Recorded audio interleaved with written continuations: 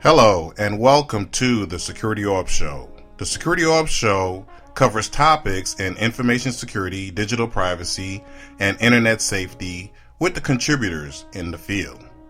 Today, we'll have the honor of speaking to Marcus J.Carey, the founder of vTreat, an attack simulation organization.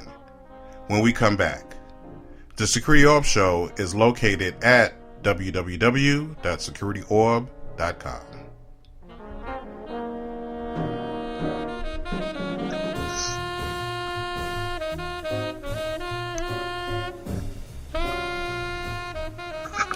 And welcome back to the SecurityOrb Show. As stated, we will be speaking with Marcus J.Carey. He is the founder of vTreat, an attack simulation organization. Hello, Marcus. How are you doing? I'm doing pretty good, Caleb. Thanks for having me on the show. No problem. Whenever we hear exciting news in the information security field, we always like to try to cover it and bring it to our listeners.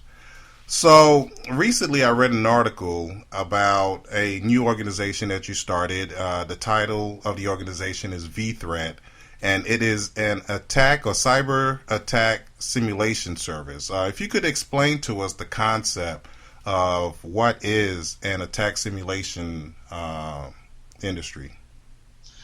Yeah, so you see a couple of people doing it for a while. You see things like Metasploit. So there's been a couple of attack frameworks recently, and but most of the attack frameworks, what they do is they rely on exploitation. And so what we do at vTreat is we do adversary simulations, and so those adversary simulations that we do are non-malicious. So we try to imitate attackers on networks, stealing data, doing lateral movement, and things of that nature. On networks. So that's the platform that we built.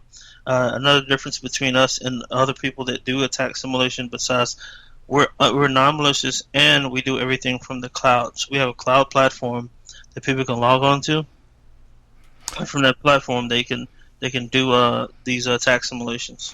Right, and I guess one of the key things is that when I was reading the article and being in the government and having to do contingency plans every year, one of the key things that we're able to do is what is called a tabletop contingency planning. And that was kind of like the initial concept that I got. But in reading more, I noticed that there was some differences. So what is the main difference between the cyber attack simulation and a tabletop contingency planning? So most of the time, at vTreat, what we did is we added a digital component to supplement tabletop exercises. So many times, as you said, like in the tabletop exercise, you have a meeting. Sometimes all the stakeholders show up, and you hypothetically go over what you would do in a contingency. Rarely do you actually do any kind of actual response. So at vTreat, what we did is we built a digital analog to cybersecurity attacks. So instead of saying, hey, if we got hit by this, or if there was credit cards leaking on our network, or just PII data leaking on our network, this is what we do, and it's more technical bent. So it's a technical kind of tabletop scenario that we allow people to do. Right, and I guess the key thing also is that. And I guess I'm speaking from the federal government space, but if you're with PCI and so forth, you probably fall into the same category. But you're mandated to conduct vulnerability assessments. You're mandated to perform penetration testing. How does the cyber attack simulation kind of fit into that overall umbrella, since most organizations are doing those other two services as part of a security practice?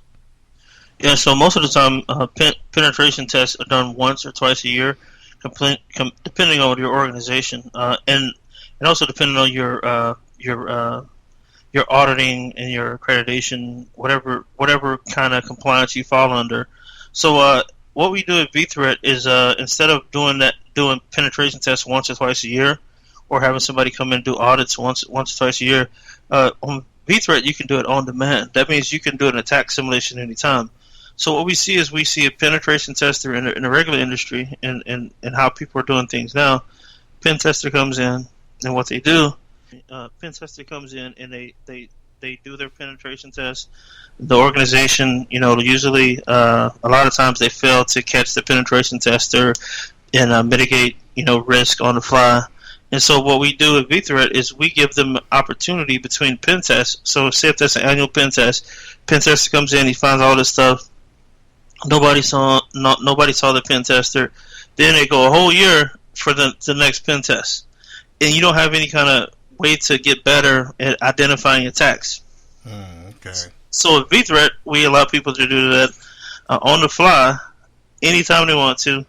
We also have tabletop exercises, like you mentioned before. We also have capture the flag competitions, where you can do CTFs on your own network to improve your security personnel's ability. So what we see is that security is a complex. It's pretty complex because you have people, you have a lot of different products. Some of those products don't work, and that's what we're trying to expose. And you have this process that it comes to incident response. Yeah, if you could explain that incident response aspect, that was one of the key things that I saw within the framework when I had logged in. How does that incident response process work?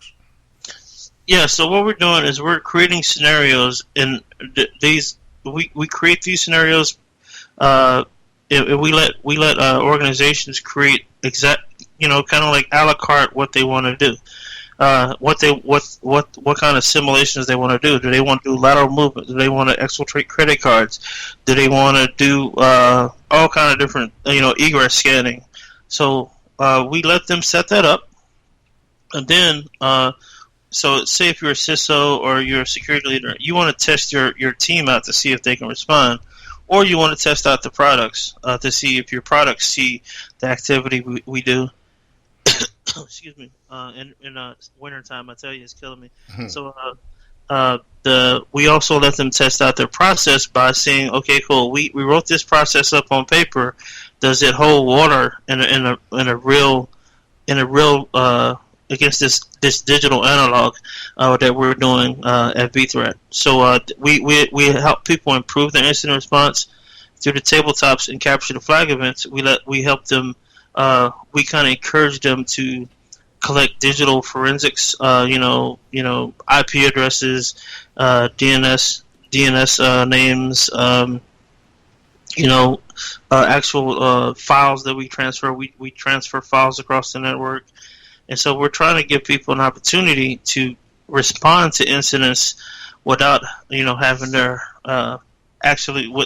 without having this be the first time that they responded to it and it be an actual breach. Yeah, I like that. And as an former incident responder, I definitely kind of see the benefits of that particular service.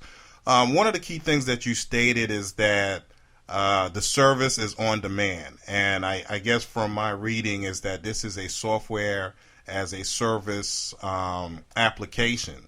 If you could explain a little bit on that, and also there's a concept that when we deal with software as a service, sometimes agents have to be used, and I know dealing with the government, that's always a iffy topic. And how does that work with your service, and what things have you done to overcome, I guess, anybody's feelings with having agents installed on their systems?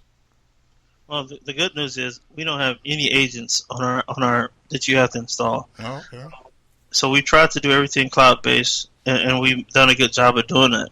So our system, we use what we call a JavaScript agent. So the only thing you need to do is visit a crafted URL that we provide you, and you can run the simulations. So every time you create a new scenario, it gives you a unique link. It's almost like sending somebody a short URL. But if when they open up that URL, it does the attack simulation.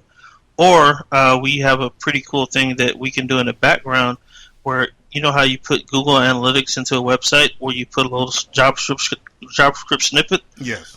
Well, based on that JavaScript snippet, we can do attack simulations in the background, enterprise wide, without organizations having to install any kind of software. Hmm. So we're totally SaaS based, and we're trying to keep it that way as long as possible. Okay. So another key thing is that I was able to sign up to the service. So I guess that there is a free component as well as a paid component. Could you kind of give us some information, like the different services that you have available in the menu, and what are the difference from the free services and some of the paid services that you have? Yeah, so we have this. We have a free tier that's called vThreat Base. We want people to be able to use that, test it out, demo it, perhaps train or a little bit of training. So that's vThreat Base. So anybody can sign up for free and run that and run vThreat Base and see immediate. They can see immediate results in trying to look at their security posture. So we have forensic level detail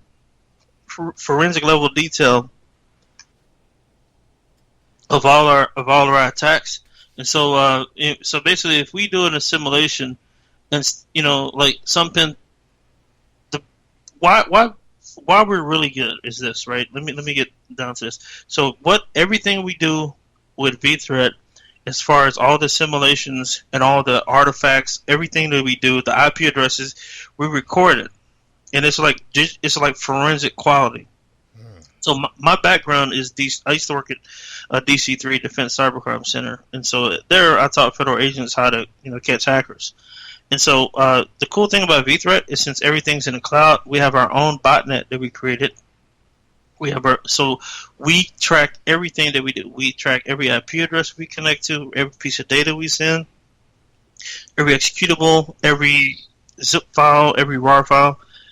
Everything we do, we track it. And so the cool thing about the free tier is you get a sneak peek of that forensics. So and then you step up. We have a consultant version called vThreat Pro, and with vThreat Pro, people can go out and do consulting engagements. And we have a couple of one of our partners is definitely a real famous pen testing company, and they're using they bought our service, and they're going to be using that to test their customers out. We also have two enterprise offerings. One called vThreat. The top tier is vThreat Enterprise.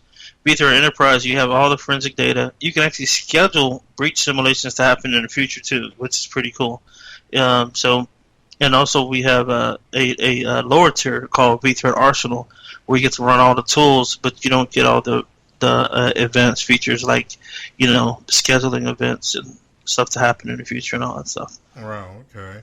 And I guess, what is the target market that you're going after? Because in looking and reading and doing some investigation, it seems that if you have a small or medium-sized organization and you don't have a very robust security staff, this might be of value. But I guess, what is the target market that you guys are leaning towards?